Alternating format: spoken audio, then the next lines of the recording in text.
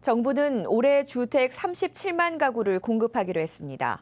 지난 2003년 부동산 장기종합대책 수립 이후 10년 만에 처음으로 연간 공급량이 30만 가구 수준으로 줄어든 것인데요.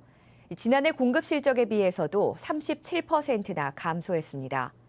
부동산 시장 침체가 계속되고 좀처럼 미분양이 해소되지 못하고 있는 상황을 심각하게 받아들인 것으로 보입니다. 김용현 기자가 보도합니다. 국토교통부가 주택정책심의위원회를 거쳐 확정한 주택종합계획에 따르면 올해 주택 공급 목표는 인허가 기준 37만 가구, 지난해 58만 7천 가구에 비하면 37% 감소한 겁니다.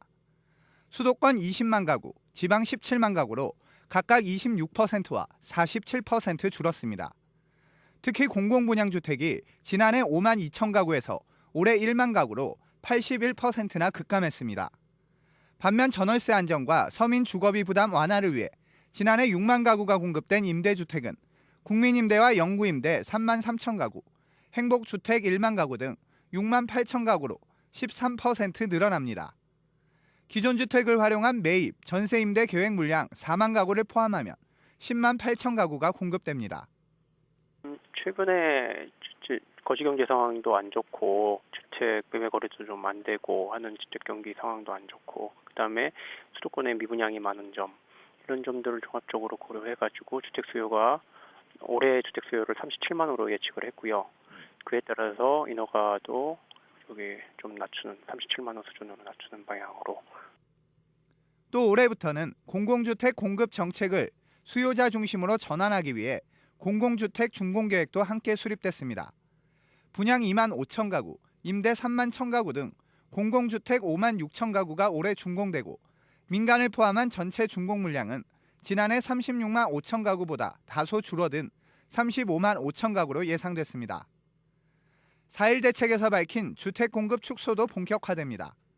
우선 부동산 경기 침체 등으로 사업 추진이 장기 중단된 광명시흥 보금자리 주택지구 사업 정상화 방안을 이달 말 발표하고 고양 풍동 2지구 지정 해제도 하반기 중 추진할 계획입니다.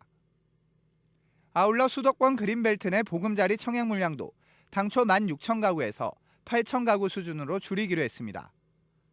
가구 수가 일부 축소가 되는 거는 있습니다. 예.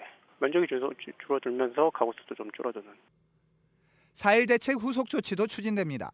정부는 분양가 상한제 신축 운용과 다주택자 양도세 중과 폐지 등 시장 과열기에 도입된 과도한 규제를 개선하고 계획 입지 개발 사업에 대한 개발 부담금 한시 감면도 추진하기로 했습니다.